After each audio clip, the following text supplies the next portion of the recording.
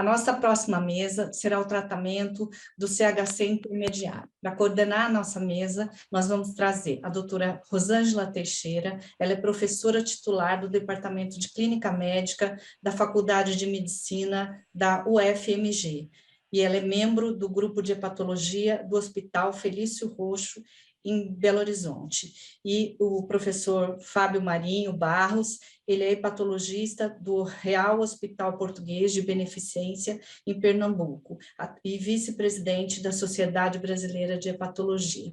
Agora é com vocês, meus queridos. Bom dia a todos. Inicialmente, eu queria agradecer às meninas, né, as queridas amigas Beatriz e Rosa, pelo gentil convite de participar dessa mesa, uma honra muito grande para mim, e participar na coordenação aí com o querido Fábio Marinho. Vamos dividir essa responsabilidade, né, Fábio? Parabéns às meninas também pela organização desse evento brilhante, maravilhoso, certamente assim, de muito proveito para todo mundo, esse trabalho que vocês têm desenvolvido aí na APF. Bom, então nós vamos dar seguimento à nossa mesa. O que a gente já pôde perceber aqui é que o assunto do carcinoma hepatocelular intermediário é altamente complexo. Eu acho que ele mereceu 2 mesas nesse evento de 5 mesas, então já aí demonstra a complexidade dele, né? E acabamos de ser contemplados com uma mesa muito interessante, que mostrou para nós as diversas modalidades terapêuticas, e agora a gente vai focar basicamente no tratamento sistêmico, que é uma grande novidade, né, que ainda não está no nosso BCLC, a não ser no BCLC aí, publicado pelo Louvet, que não é o oficial, que a gente está esperando a modificação que vem recentemente. Então, nós vamos ter 3 apresentações, 2 palestras e uma discussão de um caso clínico com a Viviane. Então, vamos seguir na mesma logística. Vou passar agora para o Fábio para nos ajudar aí nessa coordenação. Bom dia a todos. É um prazer muito grande, sobretudo quando é convite de 2 amigas muito queridas, né? As meninas moram no meu coração. Muito obrigado a vocês pelo convite, e muito bom discutir CHC nessa manhã de sábado aqui, ensolaradíssima em Recife, mas a gente está bebendo ciência ao invés de beber cerveja. Bom, o primeiro palestrante, sem perder mais tempo, é nosso já conhecido, querido amigo, e é o nosso oncohepatologista do ICESP, do Instituto do Câncer do Estado de São Paulo, Leonardo Lopes, que vai trazer um pouco da gente do que está acontecendo no mundo. E eu chamo a atenção para vocês uma coisa importante. No dia 22, deixa eu ver aqui, só para lembrar, 22, teremos um dia inteiro de discussão sobre os novos guidelines do BCLC, né? Então, lembra todo mundo que está vendo essas aulas aqui, certamente tem interesse nisso. Reserva o dia 22, segunda-feira, para a gente ver o que é que tem de novo. Agora, Leonardo Lopes, e depois a gente volta para Rosângela. Olá a todos, muito obrigado pelo convite para participar do evento. Então, nesses próximos minutos, nós vamos discutir alguns aspectos relacionados à evolução do tratamento sistêmico do carcinoma hepatocelular e o mecanismo de ação das drogas utilizadas nesse contexto. Não tenho nenhum conflito de interesse relacionado à apresentação. Então, inicialmente, como todos nós sabemos, o manejo do carcinoma hepatocelular é dividido em grupos prognósticos de acordo com a carga tumoral, a funcionalidade do paciente e a função hepática. Para cada um desses grupos, existem estratégias de tratamento que são baseadas em evidência, em estudos bem desenhados, e o tratamento sistêmico é o tratamento de eleição naqueles pacientes que têm doença em estadio avançado, que correspondem aos pacientes que têm invasão macrovascular, doença extrahepática e função hepática preservada. Esse grupo de pacientes, em sua história natural, tem um prognóstico bastante reservado, como é visto em dados de estudos que foram publicados numa era pré-início de tratamento sistêmico, ou seja, quando não havia nenhum tratamento sistêmico disponível. E esses estudos mostravam que pacientes que tinham doença avançada tinham um prognóstico bastante sombrio, de aproximadamente 5 meses, e na presença de disfunção hepática ou de alguma alteração na funcionalidade do paciente, esse prognóstico era ainda pior. No intuito de tentar melhorar os desfechos desses pacientes, diversas modalidades de terapia sistêmica foram tentadas, sendo a quimioterapia tradicional como a primeira forma de tratamento antes dos anos 2000. A partir dos anos 2000, com melhor conhecimento de alguns alvos moleculares, o uso de terapias moleculares foram implementadas, e mais recentemente a imunoterapia.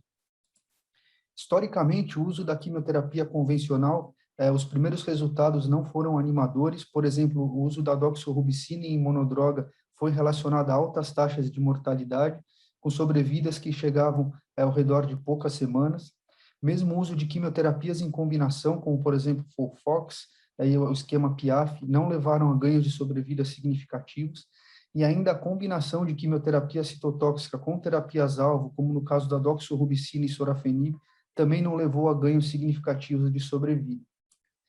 Mais recentemente, alguns estudos se dedicaram ainda a avaliar o papel da quimioterapia citotóxica intraarterial, ou seja, infusão intrahepática desses medicamentos, e estudos recentes realizados na China, ainda não publicados, mostram que pode haver um papel para esse tipo de terapia em um subgrupo específico de pacientes, baseado em dados de estudo comparativos com sorafenib.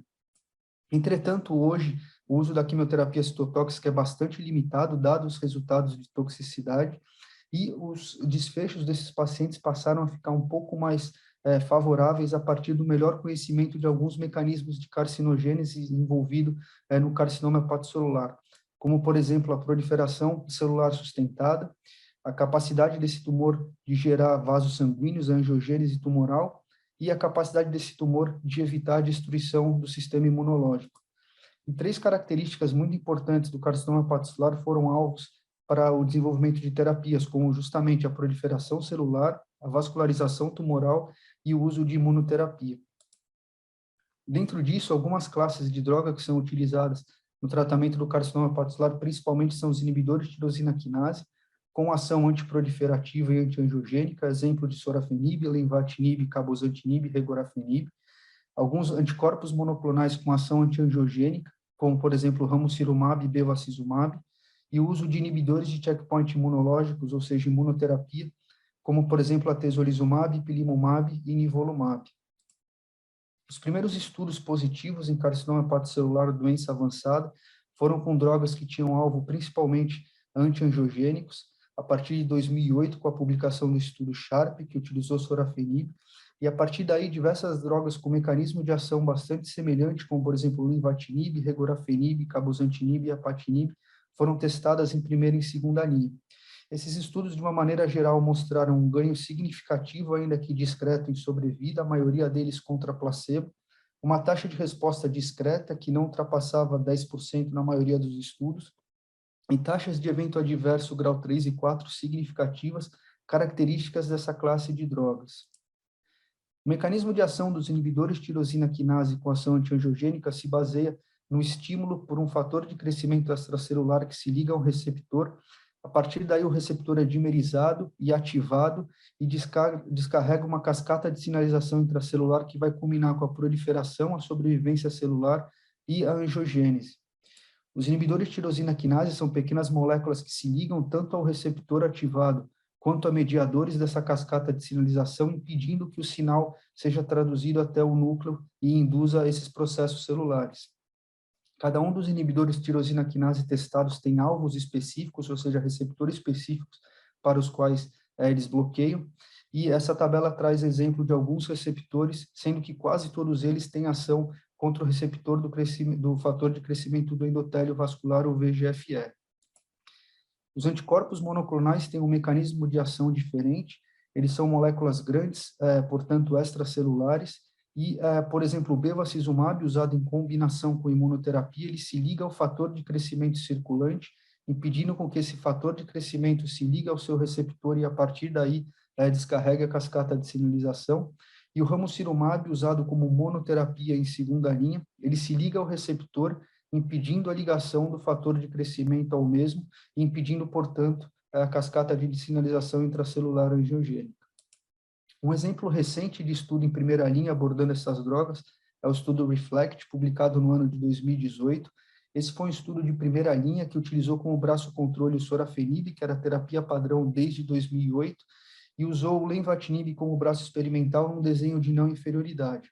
O estudo, então, incluiu pacientes com carcinoma hepatocelular avançado, E o principal resultado do estudo foi que lenvatinib foi não inferior a sorafenib em termos de sobrevida.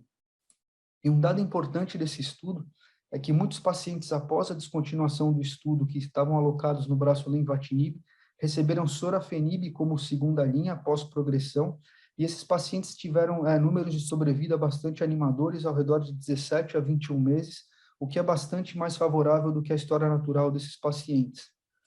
Com isso, houve um racional para o desenvolvimento de estudos em segunda linha após progressão ao sorafenib, que era a terapia padrão desde 2008, e as principais drogas que foram testadas nesse cenário foram o regorafenib, no estudo publicado em 2017, que incluiu pacientes que haviam progredido a sorafenib, que haviam tolerado essa droga em primeira linha.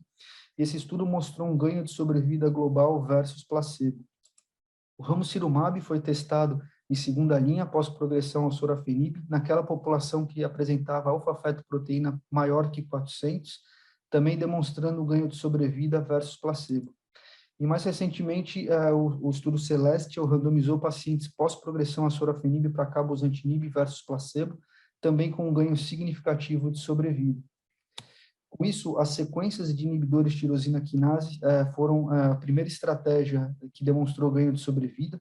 Essa é uma análise pós-hoc dos pacientes que receberam a sequência sorafenib e regorafenib dentro de estudo clínico, e o que nós vemos é que, globalmente, esses pacientes atingiam sobrevidas medianas de 26 meses, o que novamente compara bastante favoravelmente em relação à história natural desses pacientes que nós mostramos no início da apresentação. Entretanto, mais recentemente, o grupo de classes de imunoterápicos ganhou força em oncologia e, sobretudo, em carcinoma hepatocelular. Essa classe de drogas, ela se baseia na premissa de que existe constantemente um esforço do sistema imunológico em bloquear o crescimento dos tumores, o crescimento de clones tumorais por meio da ação citotóxica de linfócitos T, e que o câncer progredir, ou seja, a carcinogênese, ela passa justamente por a criação de mecanismos de escape imunológicos pelas células tumorais que propiciam com que a imunologia antitumoral não atue contra essas células. E as principais drogas que foram utilizadas em estudos clínicos em carcinoma hepatocelular são os anticorpos inibidores de checkpoint imunológicos, como, por exemplo, à esquerda, aqueles que atuam na fase de reconhecimento de antígenos tumorais que são apresentados pelas células apresentadoras de antígenos e que impedem o reconhecimento desses antígenos pelos linfócitos T, e esses anticorpos, na verdade, vão favorecer o reconhecimento e a ativação desses linfócitos, para que na fase efetora, à direita, haja um reconhecimento desses antígenos em microambiente tumoral e os linfócitos T citotóxicos possam atuar. Essas drogas, elas atuam bloqueando mecanismos inibitórios desse reconhecimento e dessa ação efetora, e, portanto, estimulam o efeito do sistema imunológico contra o tumor. Os primeiros resultados com essas drogas foram bastante animadoras, mostrando taxas de resposta que não eram vistas com drogas inibidoras de tirosina quinase, e aqueles pacientes que tinham respostas radiológicas importantes, como mostrado à esquerda nesses cortes radiológicos, apresentavam sobrevidas bastante animadoras. Entretanto, mais ou menos 30% dos pacientes respondiam muito bem a essas terapias, enquanto havia um grupo de pacientes que não tinham respostas favoráveis, e com isso se estuda atualmente classes imunológicas, ou seja, tumores que têm um microambiente mais favoráveis para a ação da imunoterapia, como, por exemplo, aqueles que têm uma alta infiltração de células linfocitárias, ou aqueles tumores que não parecem responder bem a terapias imunológicas, como, por exemplo, aqueles que têm uma baixa infiltração de linfócitos, que têm mutações de beta-catenina e outras características imunossupressoras. No intuito de aumentar a porcentagem de pacientes que respondem bem aos imunoterápicos, as estratégias que estão sendo testadas atualmente e recentemente são a combinação de imunoterápicos com outros agentes, como, por exemplo, a combinação de atezolizumab com bevacizumab, que foi testada em primeira linha versus o sorafenib, que é um dos padrões de tratamento de primeira linha à ocasião, no estudo Embrave 150. Esse estudo, então, randomizou pacientes com carcinoma hepatocelular avançado entre esses dois braços, e pelas características das drogas testadas, foram excluídos pacientes que tinham doenças autoimunes, transplante de órgão sólido pelo risco de rejeição ao uso da imunoterapia, e pacientes que tinham varizes de esôfago não tratadas pelo risco de sangramento ao se associar um antiangiogênico no esquema. O resultado desse estudo foi bastante animador, foi um estudo publicado em 2020 e mostrou que a combinação de atezolizumab com bevacizumab foi superior ao sorafenib em sobrevida global, com uma mediana de sobrevida em primeira linha de 19 meses versus 13 meses, tornando, portanto, esse esquema de terapia de atezolizumab com bevacizumab como hoje o tratamento padrão de primeira linha baseado nos resultados deste estudo. Hoje, a estratégia que vem sendo mais testada é justamente a combinação de agentes imunoterápicos com agentes antiangiogênicos. Essa é uma lista de 5 estudos recentes e que são promissores e que usam justamente essa estratégia. Recentemente, o estudo COSMIC, que avalia como braço experimental a combinação de cabozantinib com atezolizumab, foi anunciado como tendo resultado positivo para um dos seus desfechos primários e negativo para a sobrevida global. E chama atenção que o estudo Himalaia, que é um outro estudo que foi fechado e anunciado recentemente, também foi anunciado como positivo para o seu desfecho primário de sobrevida global, sendo o braço experimental a combinação de durvalumab e tremelimumab, e o braço controle sorafenib, tornando essa também provavelmente uma opção futura de tratamento em primeira linha. Com isso, hoje, os algoritmos de tratamento para carcinoma hepatocelular avançado são bastante complexos. Hoje não existe somente uma droga, existe sim uma série de drogas que mostraram benefício em estudos bem desenhados e, portanto, existem vários caminhos que podem ser oferecidos ao paciente, tanto em primeira, segunda ou, eventualmente, linhas posteriores. Hoje, a terapia padrão de primeira linha é a combinação de atezolizumab com bevacizumab, baseado no estudo Embrave 150, e muito provavelmente em breve nós teremos os resultados da combinação de durvalumab e tremelimumab, que já foram anunciados como positivos e também será uma opção de primeira linha. Em segunda linha, as drogas antiangiogênicas são opções razoáveis, como, por exemplo, o sorafenib e o lenvatinib, e também aquelas drogas que foram testadas pós-progressão a sorafenib são também opções razoáveis para se usarem em linhas posteriores. Com isso, finalmente, eu encerro a apresentação dizendo que hoje as combinações baseadas em imunoterapia são um padrão de tratamento em primeira linha.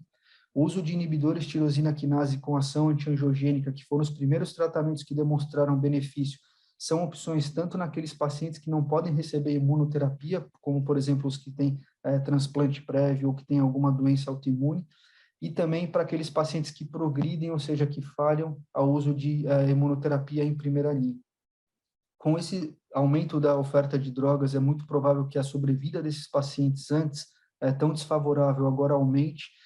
Entretanto, esses pacientes, pela coexistência de uma doença hepática, ainda devem ser seguidos também com uma visão para a sua hepatopatia de base, já que provavelmente o aumento da sobrevida faz com que a função hepática tenha que ser vigiada de uma maneira bastante estrita por um grupo multidisciplinar.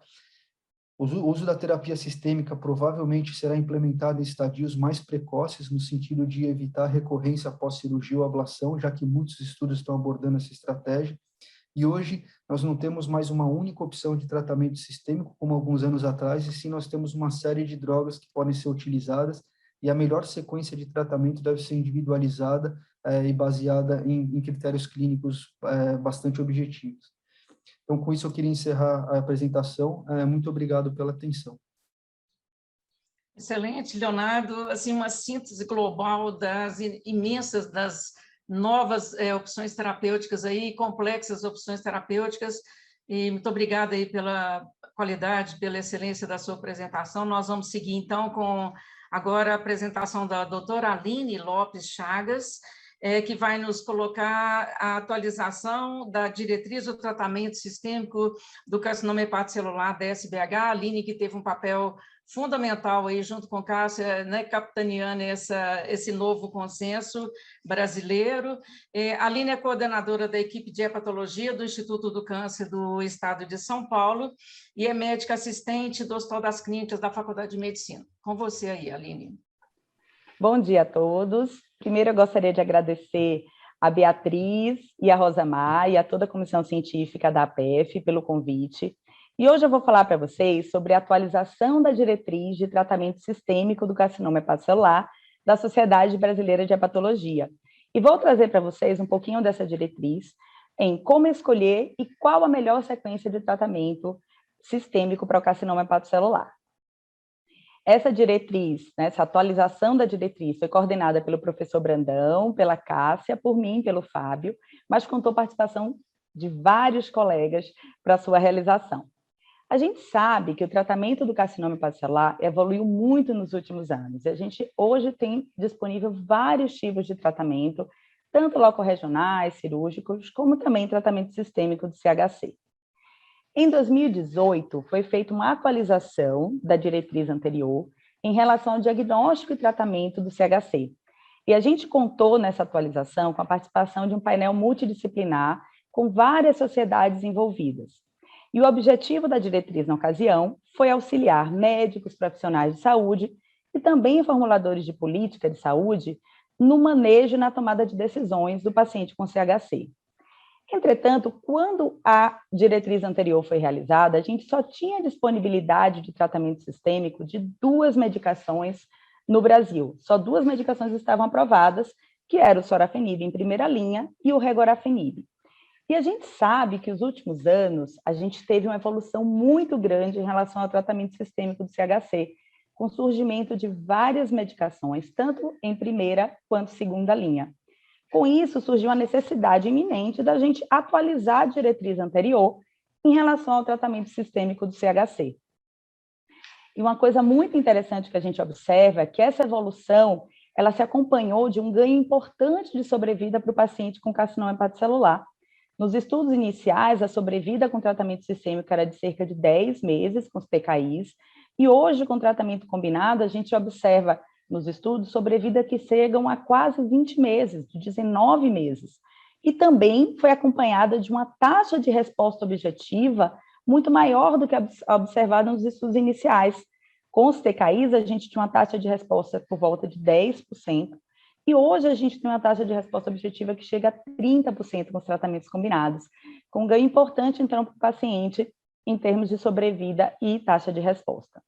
Entretanto, a gente sabe que existem vários desafios no tratamento de CHC no Brasil, e um deles é justamente a disponibilidade das medicações.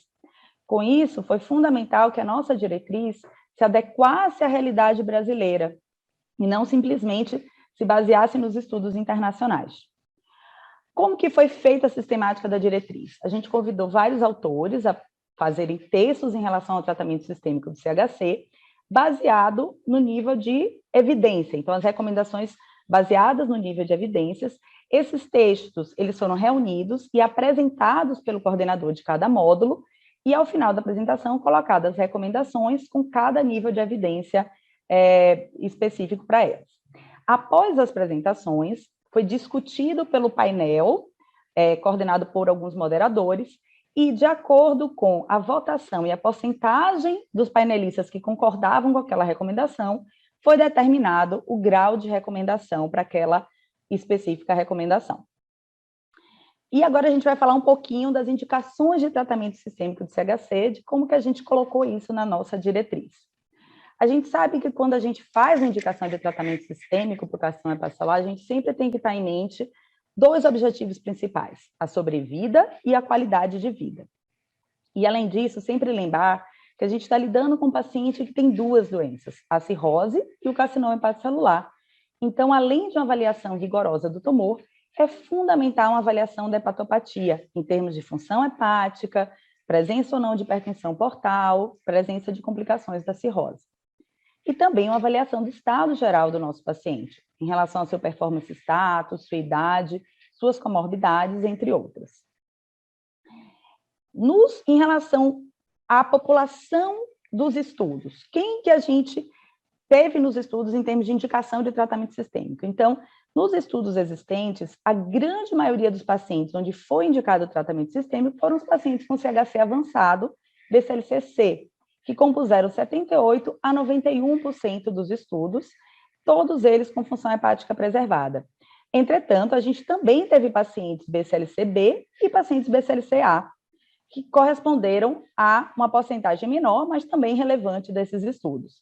E, como eu referi, a grande maioria dos pacientes incluídos nos estudos, mais de 97%, foram pacientes Child-Pugh A, e com bom performance status. Esse é um ponto muito relevante que a gente tem que considerar na indicação do tratamento sistêmico.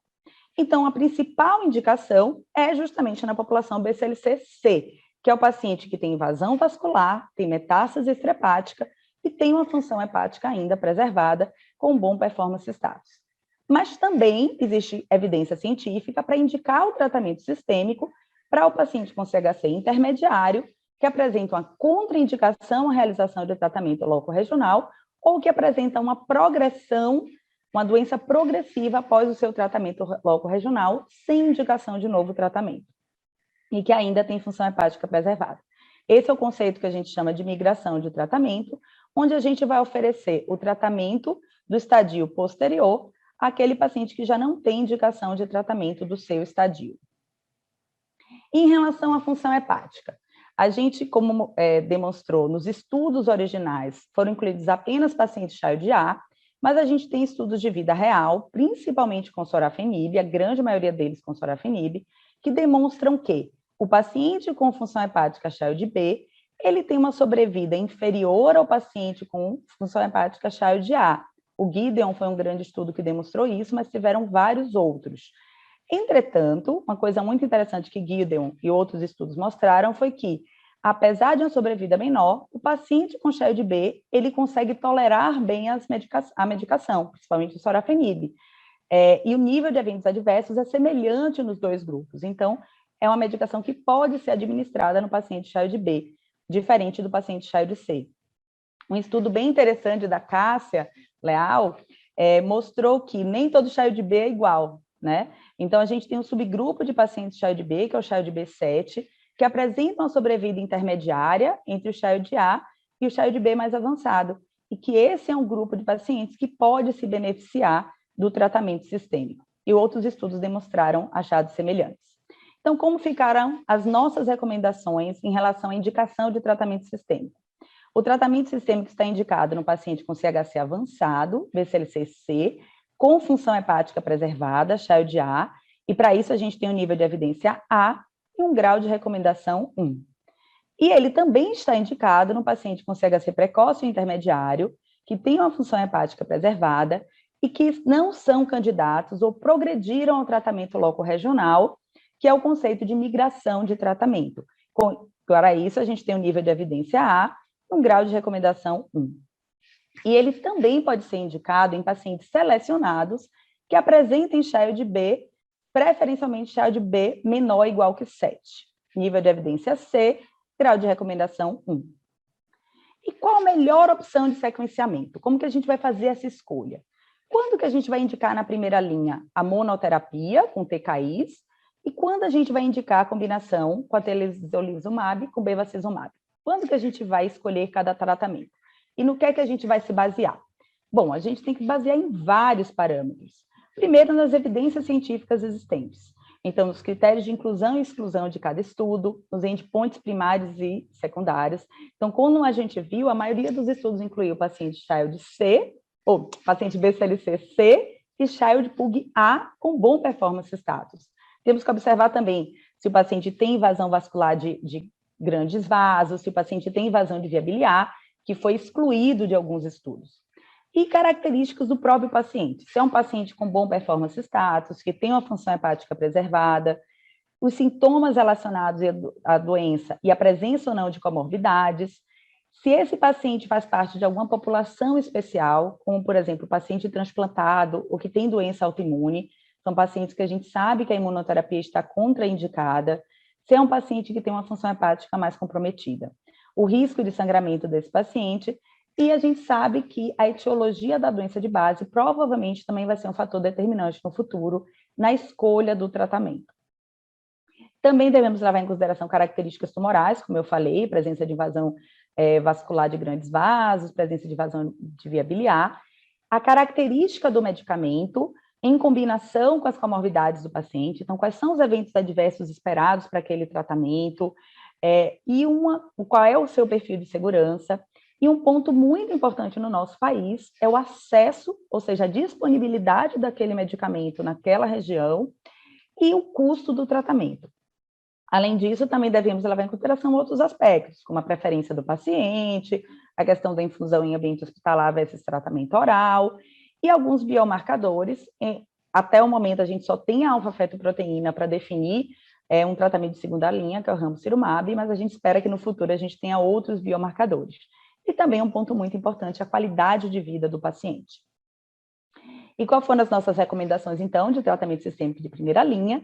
O atezolizumab, o bevacizumab, ele está indicado em pacientes com CHC avançado, BCLCC, e o paciente com CHC precoce ou intermediário com contraindicação ou progressão ao tratamento loco-regional e que tem uma função hepática preservada e bom performance status. Nível de evidência é B e o grau de recomendação 1.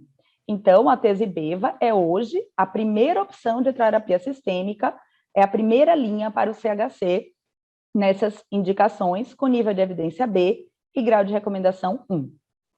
No paciente que tem contraindicação à atezibeva, o sorafenib ou lenvatinib devem ser considerados como terapia sistêmica de primeira linha para o CHC, nível de evidência B, grau de recomendação 1. E quando a gente deve migrar? Quando a gente deve mudar de primeira para a segunda linha e para a terceira linha? Para migrar, a gente deve considerar também vários aspectos, entre eles a avaliação radiológica, a tolerância do paciente e seus eventos adversos, o estado geral do paciente, se ele teve uma pior ou não da função hepática com o tratamento vigente, qual o padrão de progressão e também o nível de alfa-fetoproteína para definir algumas terapias como ramucirumab. Como que a gente recomenda que seja feito esse controle radiológico? Preferencialmente controle com exames de imagem, tórax e abdômen, mais alfa-fetoproteína a cada 2 a 3 meses, claro, dependendo da disponibilidade de cada local. E alguns pontos a se chamar atenção, como eu falei, é o mecanismo de toxicidade e os eventos adversos que o paciente apresentou na primeira linha. Então, aquele paciente que teve evento adverso grave, grau 4, com aquele tipo de tratamento, a gente deve ter muito cuidado ao indicar um tratamento semelhante, né? Ou seja, se ele teve um evento adverso grau 4 com TKI, ter muito cuidado em indicar um tratamento semelhante como segunda linha. Mas também devemos chamar a atenção que eventos adversos mais brandos, eles são preditores de boa resposta e de sobrevida. Então, nem todo evento adverso é ruim, mas é um ponto a se considerar na escolha da linha subsequente. Outra questão é o padrão de progressão tumoral. A gente sabe que o paciente que tem uma progressão, que é uma nova invasão vascular, ou é uma metástase hepática, esse é um padrão de progressão de pior prognóstico, e provavelmente esse paciente já deve mudar de tratamento. É diferente daquele paciente que apresenta uma progressão intrahepática limitada. Muitas vezes esse paciente é interessante a gente avaliar, manter o tratamento e confirmar essa progressão no novo controle com imagem. E também tem muita atenção à pseudoprogressão, principalmente nos tratamentos imunes, que pode acontecer em até 10% dos casos. A alfa-fetoproteína, ela é um preditor de respostas, mas não deve ser usado de forma isolada para justificar um tratamento, uma troca de tratamento. E como eu falei, vários aspectos devem ser considerados nessa decisão de migração de tratamento. Qual tratamento escolher após a atezibeva? Essa é a pergunta de $1 milhão, já que a gente não tem estudos científicos nos quais a gente possa embasar a nossa decisão, então a gente vai considerar as características de cada medicação disponível, desde a disponibilidade, quanto também a experiência que a gente tem com aquela medicação, como também a alfa-fetoproteína, os eventos adversos, como eu falei. Então, quais são as nossas recomendações de segunda linha? São que em pacientes que usaram sorafenib e que progrediram na vigência de sorafenib, temos como opção de segunda linha o regorafenib, o cabozantinib ou o ramucirumab, essa última medicação em pacientes com alfa-feto maior que 400. O nível de evidência é B, com grau de recomendação 1. Para os pacientes que têm intolerância a sorafenib, a gente já não pode usar o regorafenib, então as opções seriam cabozantinib ou ramucirumab, com nível de evidência B e grau de recomendação 1. Para os pacientes que progrediram a atezibeva ou ao lenvatinib, a gente não tem evidências científicas, e diante da ausência de evidências científicas nesse contexto, a gente recomenda que todos os medicamentos atualmente aprovados, eles podem ser utilizados, podem ser considerados como terapia de segunda linha, mas com nível de evidência baixo, apesar do grau de recomendação 1. E como terceira linha, no paciente que usou previamente sorafenib, a gente tem como opção cabozantinib, como nível de evidência B e grau de recomendação 1. E para aqueles que não utilizaram previamente sorafenib, da mesma forma que aqueles que progrediram a atezibeva, a gente não tem evidência científica e como terceira linha você pode utilizar os outros medicamentos aprovados, mas com baixo nível de evidência. Aqui é o nosso fluxograma que a gente está propondo, né, que vai estar disponível quando a gente puder já disponibilizar para todos da SBH o nosso consenso, onde a gente coloca justamente essas opções que eu citei como primeira linha, segunda linha e terceira linha, chamando a atenção que em azul são aqueles medicamentos que a gente tem uma evidência científica em estudos fase 3. Mas a gente deve lembrar sempre que o tratamento do CHC deve ser sempre que possível discutido por uma equipe multidisciplinar, permitindo uma abordagem completa e individualizada do paciente.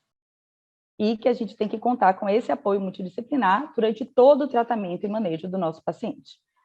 E gostaria de agradecer a todos aqueles que participaram e que fizeram com a gente esse consenso, que foi uma atualização escrita a várias mãos. Obrigada.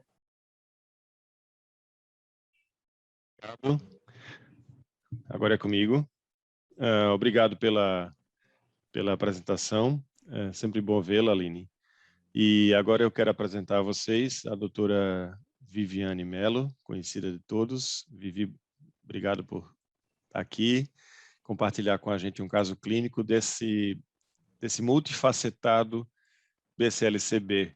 Né? Eu acho que suscita muitas dúvidas e muitas horas a gente tem que parar e pensar o que vou fazer com esse paciente, quais são as características. Então, a gente vai ver isso no caso clínico agora que a Viviane, que é a responsável pela gastropatologia da Clínica AMO e da Secretaria de Saúde do Estado da Bahia, do Ambulatório de Nódulos Hepáticos.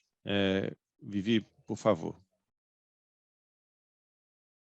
Olá, gostaria de agradecer à comissão organizadora pelo convite, é um prazer imenso estar aqui. Vou apresentar um caso clínico de CHC intermediário, um paciente que eu acredito que seja um dos mais difíceis na tomada de decisão no dia a dia. Então, o paciente com carcinoma hepatocelular, a tomada de decisões é extremamente importante. E nós que estamos comandando o paciente, precisamos entender que é um paciente que nós precisamos manejar a hepatopatia, precisamos tomar decisões na hora correta para que o paciente tenha um maior ganho de sobrevida. A equipe multidisciplinar é extremamente importante e o conhecimento da doença, e nesse momento o conhecimento de tantos tratamentos, tantas novas terapias que nós estamos sendo apresentados, é extremamente importante para que o paciente seja o maior beneficiado. Paciente com CHC intermediário é um paciente extremamente difícil, a gente já sabe que é um paciente heterogêneo. Dentro dos pacientes que são considerados como intermediário, a gente vai ter aqueles pacientes que são ótimos respondedores, que vão fazer downstaging, que a gente vai conseguir para uma terapia curativa. Outros não são nem passíveis da primeira quimioembolização, alguns vão fazer e não irão tolerar, e outros não irão responder. Então, diante desses pacientes que são tão heterogêneos, nós precisamos entender bem esta doença para que as decisões sejam tomadas no momento, na hora e da forma correta. A gente sabe que quando as decisões não são adequadas, nós vamos ter, certamente, progressão tumoral, e essa progressão ela pode ser mais rápida se nós não atuarmos na forma correta. Além disso, a gente sabe que a progressão tumoral ela é sempre acompanhada de deterioração da função hepática. Então, no paciente com CHC intermediário, a gente tem hoje um arsenal de terapias de quimioembolização, radioembolização, que já foi falado aqui agora, radioterapia, terapia sistêmica, ou até mesmo a combinação de terapias. E nós precisamos entender quando indicar cada uma delas, tendo sempre em mente que precisamos ter parâmetros de progressão e ter também o conhecimento da função hepática do paciente. Então, eu vou apresentar um caso, um paciente masculino de 80 anos, com uma doença crônica de fígado secundária ao álcool, diabetes, ele também tem uma história de exposição laboral, um paciente que trabalhou durante muitos anos na área petroquímica, paciente que tem hipertensão portal, que já teve hemorragia digestiva alta varicosa há alguns anos atrás, e que em 2020 ele teve o diagnóstico de um carcinoma hepatocelular com uma lesão de 5 centímetros, essa lesão aqui é uma lesão hipervascular e com Washout, e mais 2 outros pequenos nódulos, um de 1,6, outro de 1,8 centímetros, ambos menores do que 2 centímetros, que foram considerados pelo radiologista classificados como LIRAD-5. O paciente tinha uma fetoproteína elevada, mais do que 1000, e era um paciente com função hepática preservada, um Child-A. Então, a gente sabe que o paciente com doença intermediária, a quimioembolização é ainda o tratamento standard, a quimioembolização ela é eficaz, é um tratamento que é acessível. Estudo que a gente fez recentemente na Sociedade Brasileira de Hepatologia, nós vimos que a maioria dos serviços tem, mesmo serviços do SUS, em todo o Brasil, tem a quimioembolização como sendo disponível. Então, é um tratamento que ainda nós utilizamos muito, nós sabemos manejar bem, os hepatologistas manejam bem os pacientes em quimioembolização, mas a gente sabe também que alguns pacientes, eles não vão seguir estritamente o BCLC, existem pacientes que vão migrar, que nós vamos conseguir fazer o downstage e vamos conseguir encaminhar eles para uma terapia curativa, e alguns outros pacientes, eles não serão nem passíveis de quimioembolização ou poderão não responder à quimioembolização, indo então para uma segunda linha de tratamento, que seria a terapia sistêmica.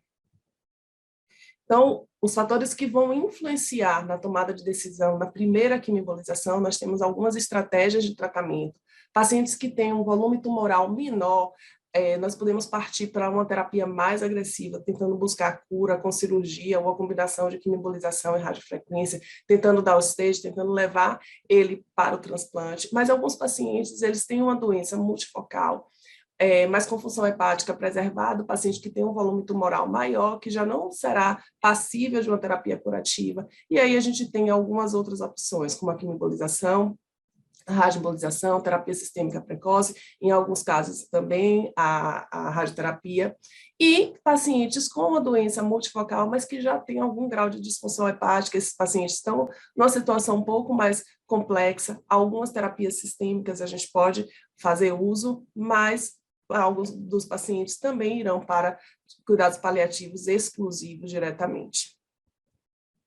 Dentre os padrões de resposta à quimioembolização, a gente sabe que alguns fatores podem influenciar bastante, mas os principais deles estão relacionados ao volume tumoral. Então, pacientes que têm nódulos muito grandes, acima de 6 centímetros, e pacientes que têm múltiplos nódulos, acima de 7 lesões, são aqueles pacientes que não irão ter uma resposta adequada à quimioembolização, então são candidatos ruins a este procedimento. No último consenso do Ásia-Pacífico, algumas considerações foram feitas em relação à quimioembolização. A primeira delas é que preservar a função hepática é essencial. Nós temos hoje um arsenal de terapias que vem após a quimioembolização, e para que o paciente seja passível desses tratamentos, é necessário que ele tenha uma função hepática preservada. A quimioembolização com intenção curativa, ela é recomendada para pacientes que têm um volume de doença menor. A quimioembolização é uma boa opção. A terapia sistêmica, ela deve ser recomendada quando a quimioembolização é considerada não efetiva, ou seja, em pacientes que têm um volume tumoral maior. Nesses pacientes que têm uma probabilidade de resposta baixa à quimioembolização, a terapia combinada, né, de quimioembolização com terapia sistêmica, no consenso Ásia-Pacífico, eles recomendam como uma opção. A quimioembolização ela não deve ser isoladamente a única modalidade em pacientes com padrão de baixa resposta a TACE.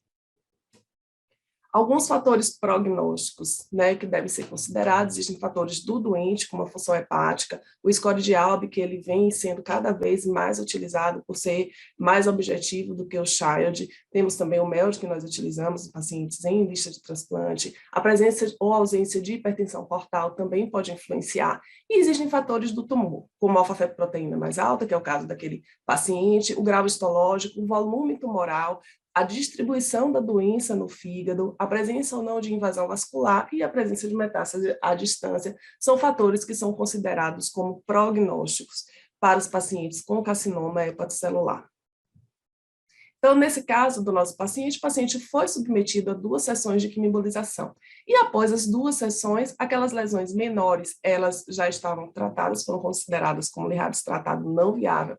E a lesão maior, ela continuou praticamente do mesmo tamanho, tinha 5 centímetros, e após o tratamento ela foi para 4,8 centímetros, mas ainda com um padrão de vascularização que o radiologista considerou como importante, e na visão do radiologista, o paciente não teve resposta ao procedimento.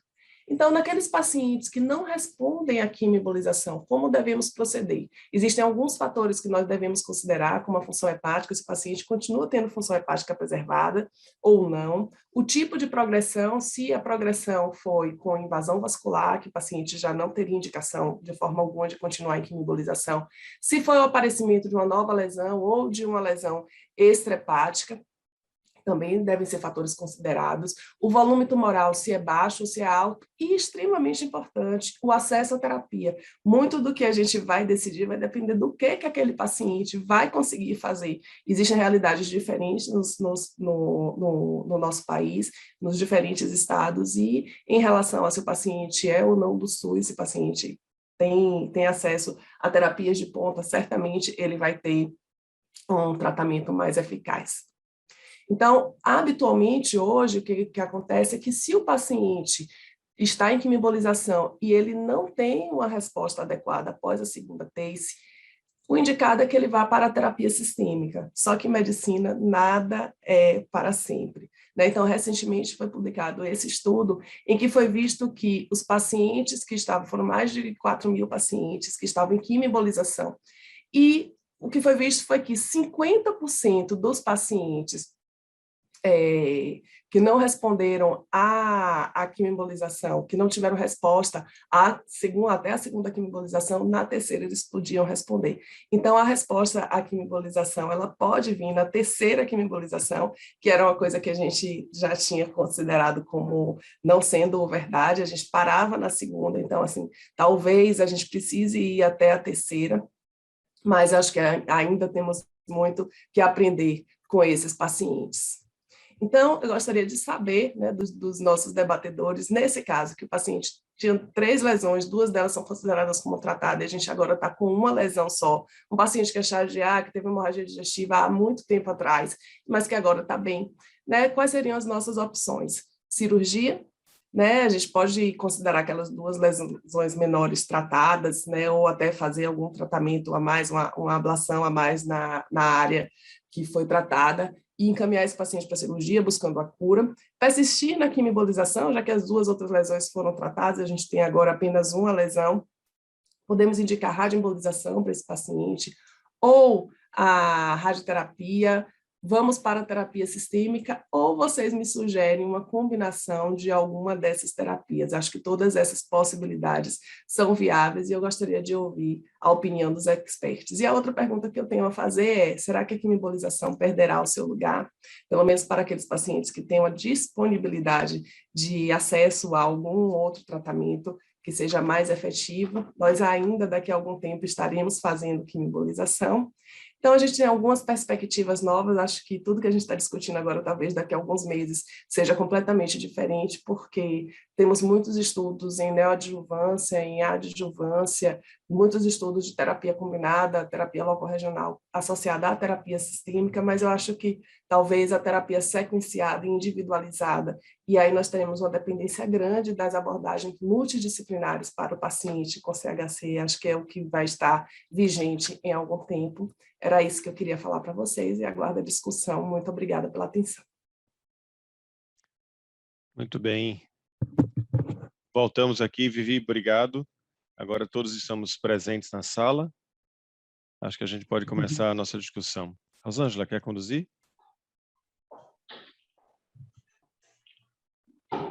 Microfone. É desafiador, né, esse caso apresentado pela Viviane, considerando principalmente que nós estamos diante de um paciente de 80 anos, né, Viviane, um paciente com uma hipertensão porta clinicamente significativa que já sangrou. Então, vamos perguntar aí para os nossos panelistas. Vamos começar com o Leonardo. Leonardo, o que você faria aí na condição do paciente da Viviane? Depois queremos ouvir a Aline também. O que você sugere aí para a Viviane? Bom dia a todos, obrigado pelo convite, pela oportunidade de estar com vocês. É um caso interessante, acho que principalmente pela localização da lesão. Se nós olharmos, é um paciente que formalmente teria uma contraindicação para algum tratamento cirúrgico pela presença de hipertensão portal, um antecedente de sangramento varicoso. Isso limitaria a execução de uma hepatectomia, pelo menos uma hepatectomia que envolvesse muitos segmentos hepáticos, mas numa avaliação só com aqueles cortes tomográficos, a lesão parece ser bastante periférica, e isso eventualmente teria que ser discutido com o cirurgião, mas poderia ser uma hepatectomia minor, né? Um segmento só hepático, e talvez isso possa ser discutido. Apesar dos 80 anos, é um paciente que, se o cirurgião acreditar que seria uma hepatectomia que comprometeria pouco a função hepática residual do paciente, eu acho que essa seria uma estratégia primeira a ser discutida. Caso não fosse possível, seria possível tentar talvez mais uma terapia intraarterial. É uma lesão bastante periférica, essas lesões que, entre aspas, têm um aspecto como se estivessem penduradas, elas têm um risco de ruptura quando respondem a tratamento sistêmico. E se a escolha do tratamento sistêmico envolver uma droga que tem um risco de sangramento maior, um hemoperitônio por ruptura de uma lesão e uso de bevacizumab provavelmente é um evento que tem uma mortalidade imediata em poucas horas muito, muito grande. Então, acho que se a discussão evoluir além da cirurgia, além de uma terapia intraarterial e for discutir o tratamento sistêmico, seria um risco que eu pensaria também na escolha da primeira linha. Né? Concorda, Aline? O que você faria? Nossa, acho que sensacional esse caso, porque mostra bem nossa vida real, né? A gente está lidando com a oncogeriatria. Então, eu tive uma opinião muito parecida com a do Léo. Se a gente olhasse só aquela imagem, eu acho que a gente discutiria uma ressecção por vídeo. E aí a gente teria que pesar, é um paciente de 80 anos, né? Foi uma coisa até interessante, na SBH apresentei uma aula falando de oncogeriatria, né? Que o Fábio me convidou, e que tem alguns estudos que mostram que, a depender do paciente, que a idade não é suficiente para a gente avaliar isso, né? Então, esse é o típico caso que a gente ia ter que pegar o geriatra e avaliar junto com ele, avaliar com um grupo de avaliação de risco. E aí, não tendo indicação de tratamento cirúrgico, né, por alguma comorbidade, já é um paciente limítrofe por ter hipertensão portal, eu acho que talvez eu insistisse mesmo em terapia local regional. Talvez pensando nessas outras alternativas, se a gente tivesse todas disponíveis, né, pensar em uma radioembolização ou uma SBRT, eu acho que já que ele... Mas discutiria também com o radiologista intervencionista, né? Se teve alguma questão técnica que ele acha que pode ser melhorada numa nova quimioembolização, e se não, e a gente fosse um país, né, riquíssimo, tivesse tudo, teriam essas outras opções, né? E SBRT é uma coisa que às vezes é mais acessível, né, do que a radioembolização, e que para esse tamanho de lesão de 4.8, o André mostrou alguns dos resultados, às vezes pode ser uma opção também antes da terapia sistêmica. Qual é a opinião de vocês também sobre o que Vivi colocou lá, terapia combinada? A gente viu a gente ficou muito chocado com aqueles trabalhos iniciais que mostravam que a combinação de radiofrequência e quimioembolização, mesmo em tumores maiores, era muito boa, depois se viu que era um bogus de publicação. Então, a gente ficou muito traumatizado com aquilo. Mas não tem uma ideia por trás disso aí? O que vocês acham, hein? Assim, vocês ficam tentados a fazer uma combinação, não? Eu acho que, não sei se especificamente nesse caso, porque ele não tinha tanto, né? Tinham 2 focos e tinham 3 focos, mas tem casos que são mais multifocais, né, Fabinho? Que a gente fica muito tentado, porque a gente sabe que a quimioembolização não vai conseguir atingir todas as lesões, que ela não vai conseguir dar uma resposta satisfatória, e que realmente a associação faz muito sentido, né? Mas a gente ainda não tem evidência, tem novos estudos agora com imunoterapia em combinação com terapia locorregional, tanto com radiofrequência quanto com quimioembolização, que eu acho que vão ser muito promissores, tanto como associação de terapia como prevenção de recidiva. Então, eu acho que no futuro a gente vai ter muitas novidades boas aí, e nesse sentido. Mas Stacy não está morta, não, né? Não, É a pergunta da Viviane, né? Eu coloquei ali então, só para provocar. Agora, pegando esse foco... Esse paciente, vocês falam em terapia, esse paciente eu estou para decidir agora, inclusive, é super, super atual. Eu vou discutir ele essa semana.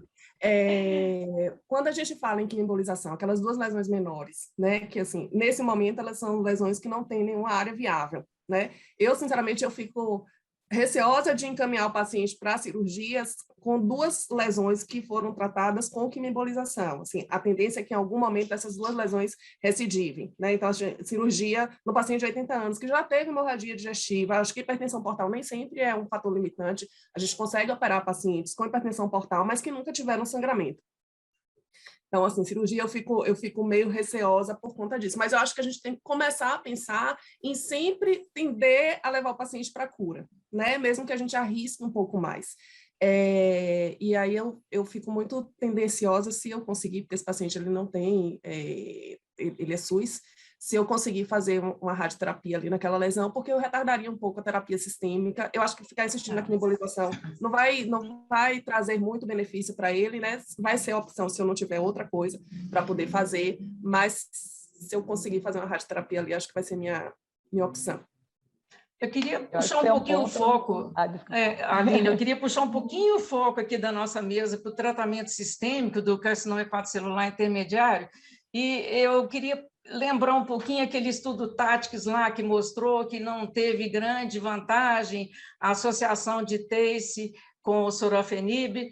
No entanto, a Viviane colocou bem claro aí o consenso Ásia-Pacífico até recomenda, né, a associação de TACE com tratamento sistêmico, que teve um estudo bem recente agora, que mostrou vantagem do levantinib associado a TACE comparado com o sorafenib. Então, eu queria, nessa linha aí, TACE vai morrer, não vai morrer? Será que a gente vai poder manter TACE agora associado ao tratamento sistêmico para o carcinoma hepatocelular intermediário? O que vocês acham? Bom, se puder iniciar, os estudos todos, eles são mais ou menos consistentes nos resultados, aqueles que associam TACE com tratamento sistêmico. Eles mostram sempre um aumento de sobrevida livre de progressão e uma sobrevida global semelhante. E o Táticos é um deles, né? Talvez o mais recente, o mais bem desenhado.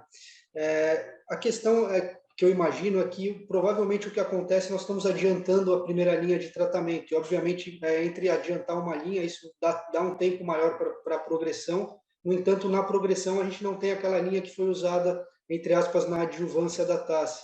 E por isso que os estudos acabam terminando sendo negativos em sobrevida global. Talvez essa tática seja interessante naqueles pacientes que são muito pobres respondedores à TACE, ou seja, que tem muita doença viável, porque esse paciente, se nós demorarmos 3, 4 sessões de TACE e mantendo uma lesão viável por 6 meses, por exemplo, até a gente atingir uma resposta completa, como aquele estudo que a Viviane mostrou, que não responde na primeira, segunda, terceira, isso muitas vezes são 6 meses de doença viável, portanto, de risco sistêmico.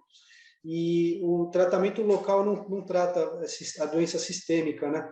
Então, naqueles pacientes que são pobres respondedores e que eles vão ficar 6 meses com doença viável, para a gente minimizar o risco de progressão sistêmica, para esses pacientes, talvez usar um tratamento complementar e junto seja interessante, né? E também com o aumento das alternativas de tratamento sistêmicos, pode começar a acontecer uma coisa que a gente acaba vendo com outras doenças, que é o paciente não conseguir usar todas as linhas que ele tem disponível por algum evento que condiciona a mortalidade. Então, quando nós temos um tratamento só, é razoável ele usar esse tratamento. Quando a gente tem 5 disponíveis, a gente tem que equalizar muito para que o paciente tenha benefício de todos os 3. Por exemplo, na terceira linha de tratamento, ele não tem um evento fatal e ele deixou de usar 2 terapias que poderiam beneficiar. E talvez esse evento fatal poderia ser prevenido se o controle tumoral fosse um pouquinho mais equalizado. E talvez isso mude um pouquinho agora que a gente tem várias alternativas. Então, usar uma linha mais precoce, quando a doença é de baixo volume, entre aspas, depois de uma TACE, a gente ainda vai ter outras alternativas na progressão, que não era o cenário quando foi desenhado o TACTICS, o TACE2, esses estudos que usaram essa combinação.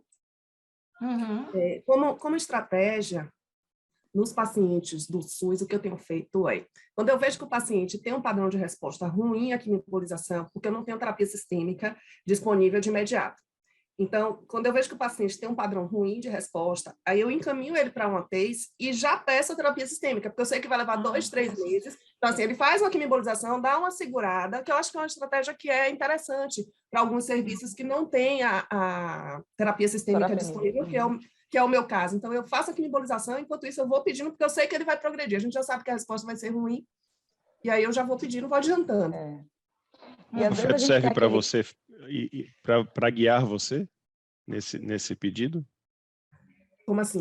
O nível da alfa-feto, quanto maior a alfa-feto, você já tem... A gente sabe, assim, aquele paciente que tem muita lesão, que tem um aspecto mais infiltrativo, a gente sabe que esse paciente não vai responder. A gente já tem, né, estudos que mostram quem são os pacientes que vão responder bem ou não vão responder bem à quimioembolização. A alfa-fetoproteína é um dos fatores, né? Não é simplesmente a alfa-fetoproteína, né? Mas é uma combinação dos fatores. Quando eu vejo que o prognóstico do paciente é ruim com quimioembolização, aí eu já vou adiantando, porque se eu esperar progredir para depois pedir, eu não vou tratar, não vou ter a terapia sistêmica.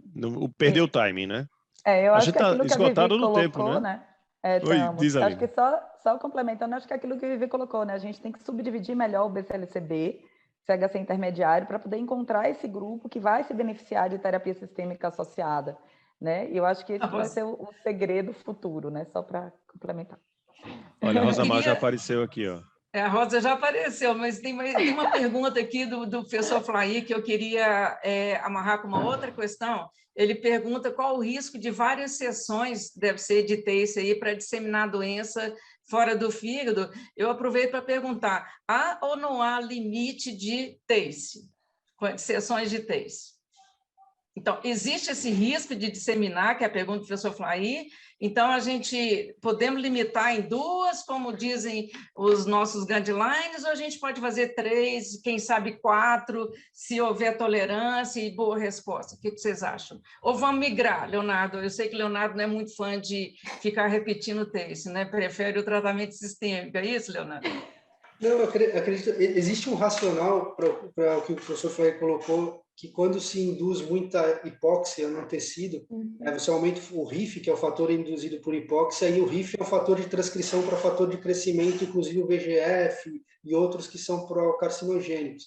Então, existe um racional teórico para imaginar que quanto mais embolizações são feitas, o microambiente tumoral se enriquece de fatores procarcinogênicos. Os estudos clínicos não acabaram demonstrando claramente que essa hipótese racional se aplica na clínica, mas é algo a se ter em consideração. Acho que o limite de TACE ele é muito individual, né? Porque a gente coloca 2 TACEs que são feitas no intervalo de 2 anos para uma recorrência, que na verdade a gente nem sabe se é uma recorrência ou se é um segundo primário que demorou muito para aparecer.